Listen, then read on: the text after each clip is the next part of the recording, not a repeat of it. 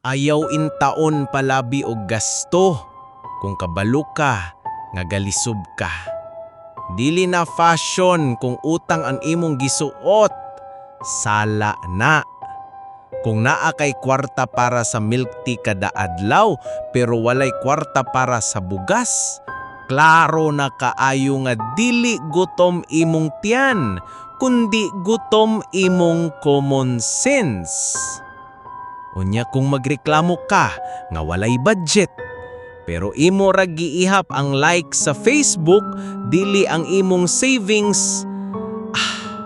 Anak, dili na problema sa kwarta, problema na sa utok.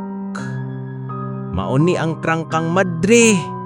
Madampo unta ka, pero magtinabangon pod og budget. Kay ang milagro, dili lang gikan sa langit, kundi gikan sa imong disiplina.